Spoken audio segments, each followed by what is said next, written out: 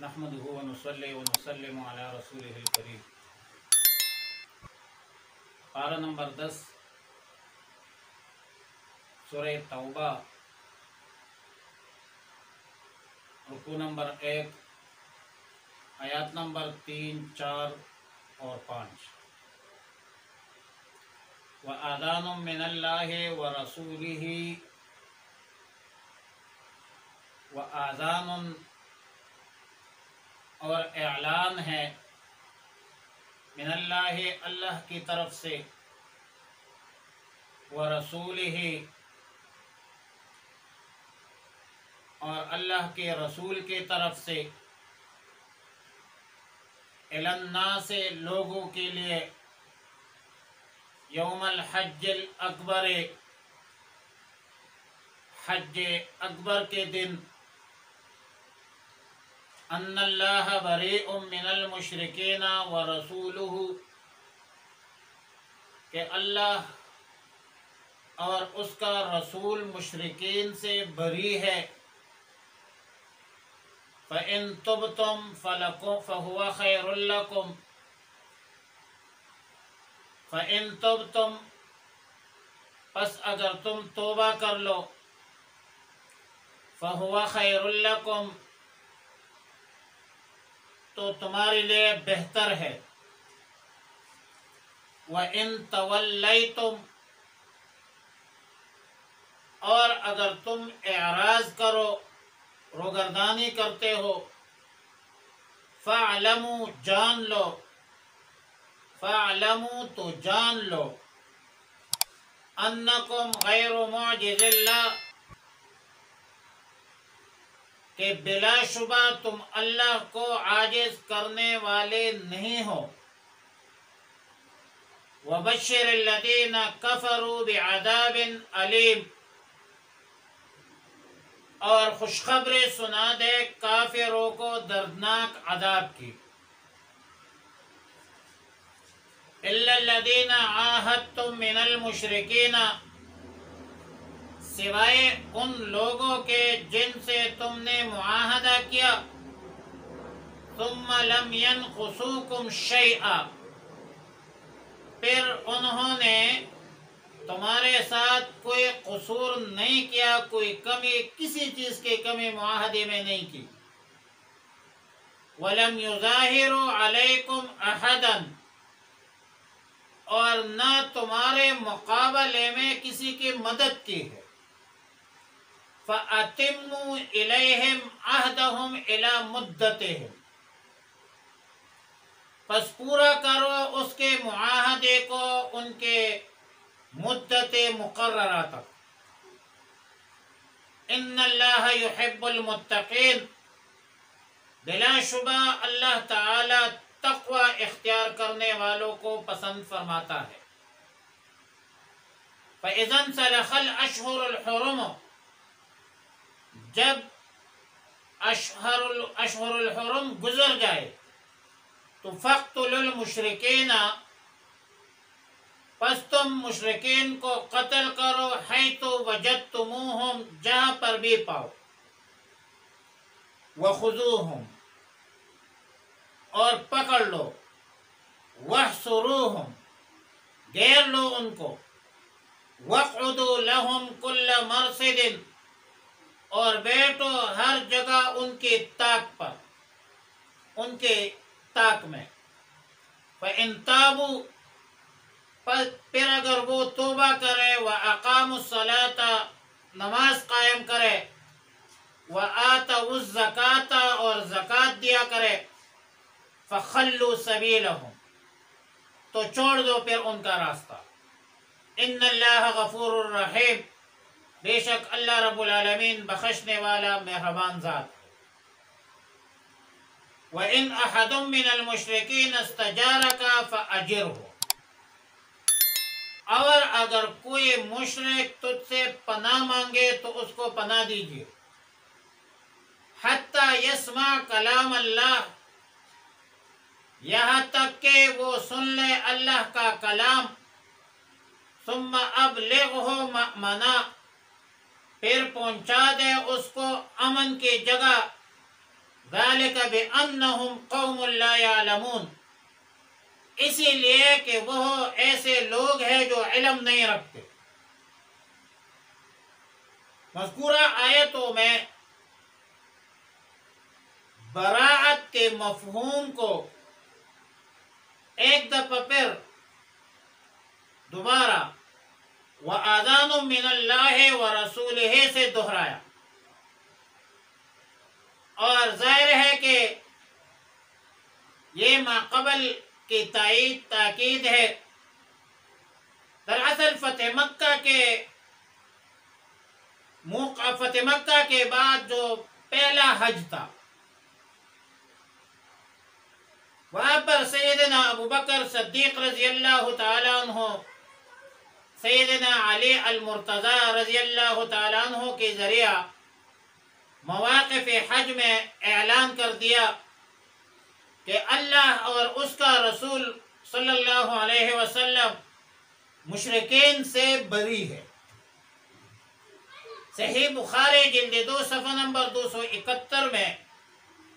حضرت ابو ہریرہ رضی اللہ تعالی عنہ سے روایت ہے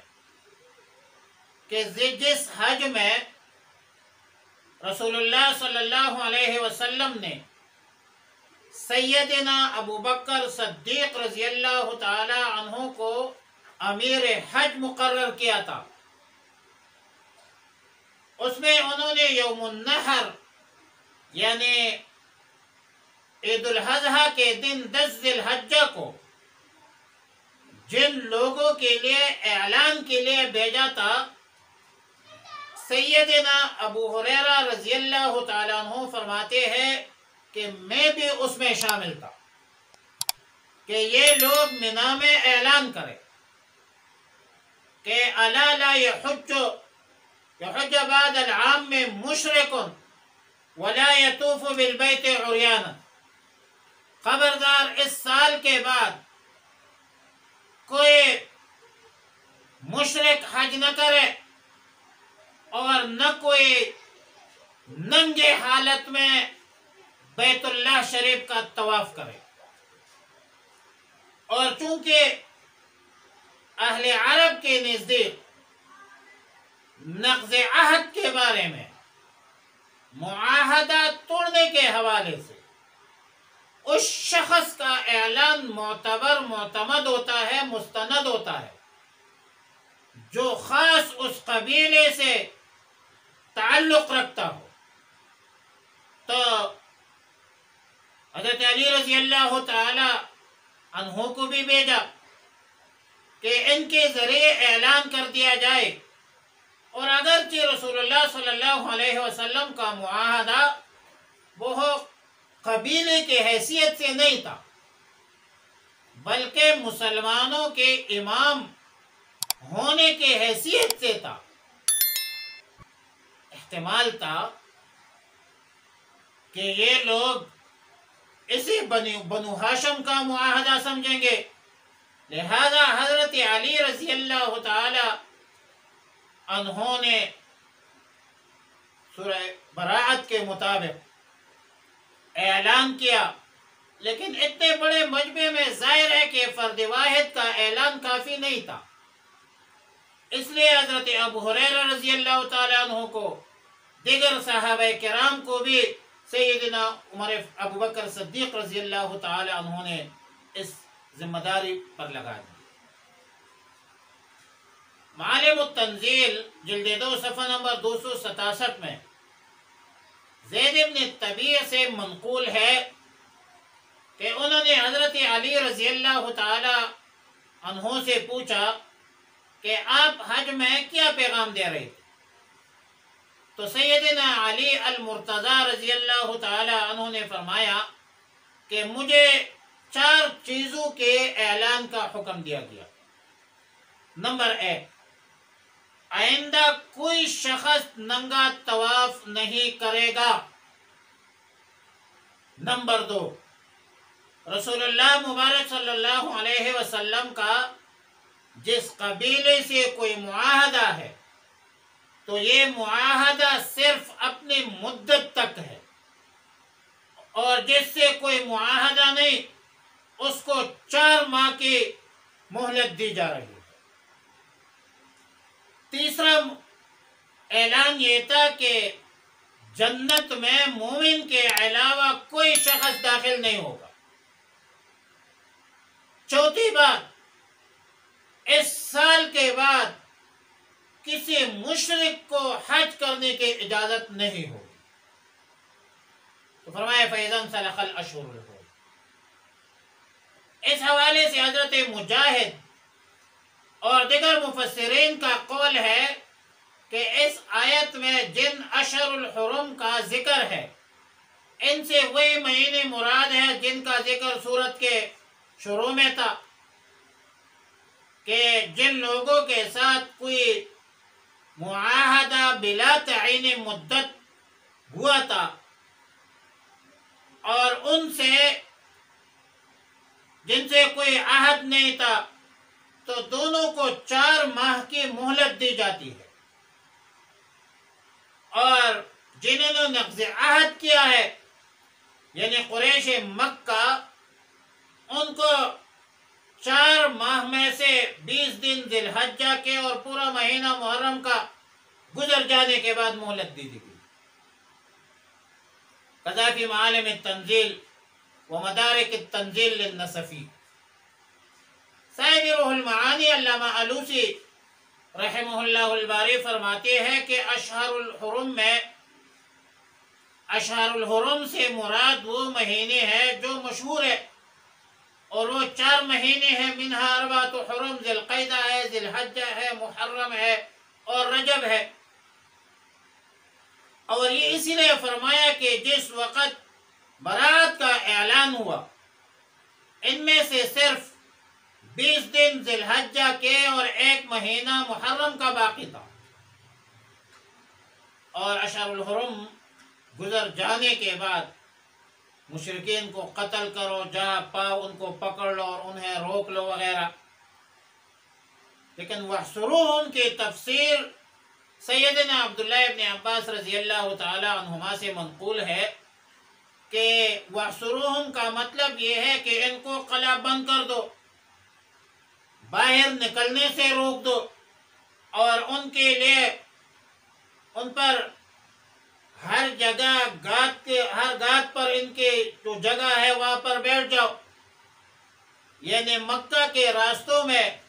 بیٹھ کر مشرکین مکہ کو مکہ میں داخل ہونے سے روکو۔ ہاں، اگر کوئی مشرک توبہ کرے، نماز قائم کرے، زکوٰۃ ادا کرے تو پھر ان پر مکہ مکرمہ میں چلنے پھرنے کے کوئی پابندی نہیں ہو۔ اور علامہ ابوبکر جساس رحمہ اللہ تعالی نے احکام القرآن جلد 3 صفحہ نمبر 83 میں لکھا ہے کہ فَإِن تَابُوا وَأَقَامُوا الصَّلَاةَ وَآتَوُا الزَّكَاةَ فَخَلُّوا سَبِيلَهُمْ سے معلوم ہوتا ہے کہ جب کوئی شخص شرک و کفر سے توبہ کرے تو پھر ان کو قتل نہ کیا جائے، البتہ حسر اور جس حبس کا جو حکم ہے وہ باقی رہے گا۔ جو شخص قصداً نماز چھوڑ دے، پھر اس پر اصرار بھی کرے، پھر جو شخص زکوٰۃ بھی نہ دے، تو امام المسلمین کے لیے جائز ہے کہ اسے محبوس رکھ کے اور اس کا جو ہے چھوڑ دینا اس وقت تک واجب نہیں جب تک وہ نماز نہ پڑھے، زکوٰۃ نہ دے۔ پھر فرمایا کہ وَإِنْ أَحَدٌ مِّنَ الْمُشْرِكِينَ اسْتَجَارَكَ فَأَجِرْهُ حَتَّى يَسْمَعَ كَلَامَ اللَّهِ، یعنی اگر کوئی مشرک آپ سے پناہ مانگے تو اسے پناہ دیجیے یہاں تک کہ وہ اللہ کا کلام سنے۔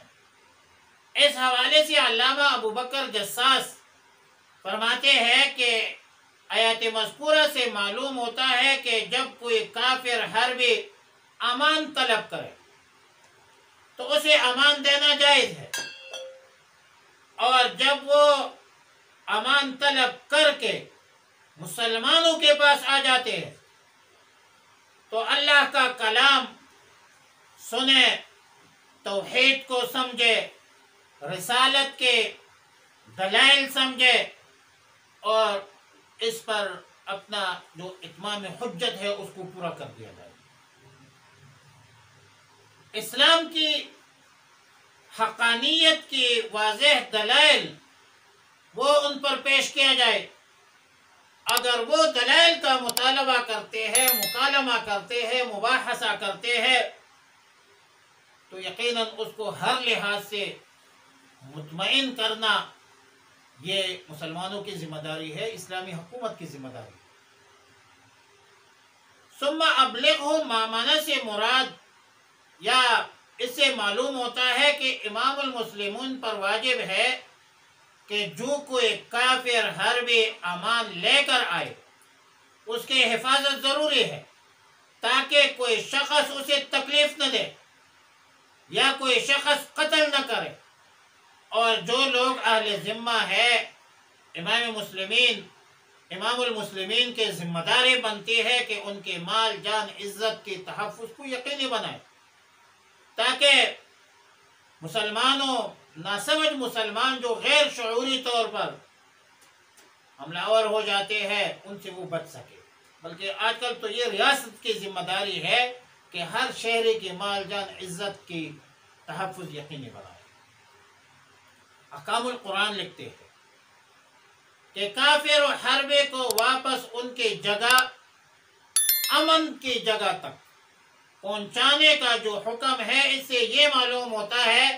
کہ کافر حربی دارالاسلام میں مستقل طور پر قیام نہیں کرے گا، ان کو مستقل بنیادوں پر مقیم نہ کر دیا جائے. اور اس حوالے سے تو احناف کا مذہب یہ ہے کہ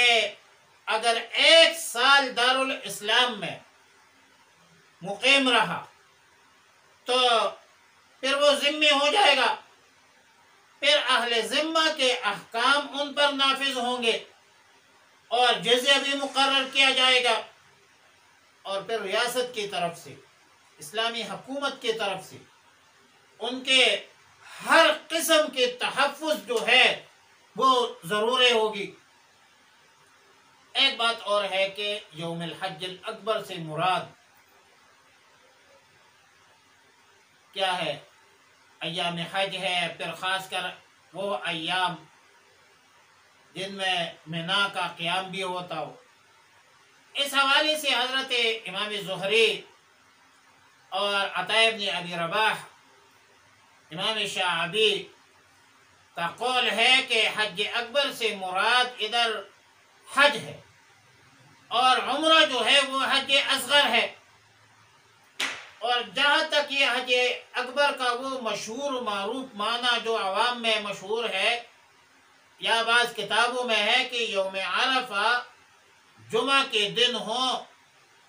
تو وہ حج اکبر ہوتا ہے، وہ یا مراد نہیں ہے. البتہ ایک بات ہے کہ جمعہ کے دن حج کی فضیلت دوسرے حجوں سے زیادہ ہے. اور بعض روایات میں ہے کہ عام حجوں سے 70 گنا زیادہ معلوم ہوتے ہیں. ملا علی قاری نے ایک رسالہ لکھا ہے، کتاب لکھی ہے چھوٹی سی کہ الحج الاوفر فی الحج الاکبر، اور اس میں بڑی تفصیلات ہے تو بڑا مفسر اور باذوق آدمی ہے. بہرحال مذکورہ 5 آیتوں کے 1 سے لے کر 5 آیتوں تک اس کا خلاصہ اہل علم اس حوالے سے یہ فرماتے ہیں کہ اسلام عدل کا مذہب ہے،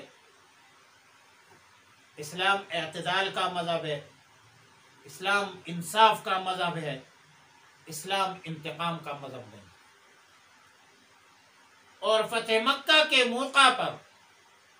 قریش مکہ کے ساتھ رسول اللہ مبارک صلی اللہ علیہ وسلم نے جو نعرہ لگایا کہ الیوم یوم المرحمہ، اور جو عفو کا معاملہ کیا، جو درگزر کا معاملہ ان کے ساتھ ہوا کہ دشمن قابو میں بھی ہے لیکن پھر بھی معاف کیا. وہ جو گزشتہ عداوتیں تھی اور مشرکین مکہ کی طرف سے جو اذیتیں تھی، اس اذیتوں کا انتقام نہیں لیا، اس دشمنی کا انتقام نہیں لیا، اس دشمنی کو برقرار نہیں رکھا، لہذا اگر دشمن قابو میں ہو تو جذبات کو دبا دینا، جذبات کو قابو میں رکھ کے، یہ شرافت ہے، یہ اخلاق فاضلہ کا مظاہرہ ہے، اور جس کا مشاہدہ فتح مکہ کے موقع پر دنیا نے دیکھا۔ لیکن ایک بات ذہن میں رکھو کہ عفو اور درگزر کا معنی یہ نہیں ہے کہ دشمنوں کے شر سے اپنی حفاظت بھی نہ کریں، بلکہ آپ کو گزشتہ تجربات کی بنیاد پر حفظ ما تقدمہ کے طور پر کردار ادا کرنا چاہیے، تمام رخنوں کو بند کر دیا جائے، تمام سازشوں سے باخبر رہنا، بیدار رہنا یہ ضروری ہے، تاکہ جب کسی قوم سے جنگ چڑھ جائے تو پھر ان کے مقابلہ کے لیے آپ کو ہر طرح کی قوت استعمال کرے، اور پوری طور پر قوت استعمال کرنا چاہیے۔ دشمن اگر مقابلے پر اتر آئے، دشمن آپ پر حملہ آور ہو، تو پھر وہاں پر رحم دلی نہیں ہوتی، وہاں پر رحم دلی کرنا یہ پھر بزدلی ہوتی ہے۔ لہذا مسلمانوں کو ہر وقت بیدار رہنا چاہیے، دشمنوں کے ہر قسم کے ارادوں سے باخبر رہنا ایک ضروری مسئلہ ہے۔ دشمن پر اندھا اعتماد کبھی بھی مت کرنا، دشمن ہوتا ہے، ظاہر میں بھی دشمن ہے، باطن میں بھی دشمن ہے۔ لہذا اسلام کی سربلندی کے خاطر بالکل چاق و چوبند رہنا پڑتا ہے، تاکہ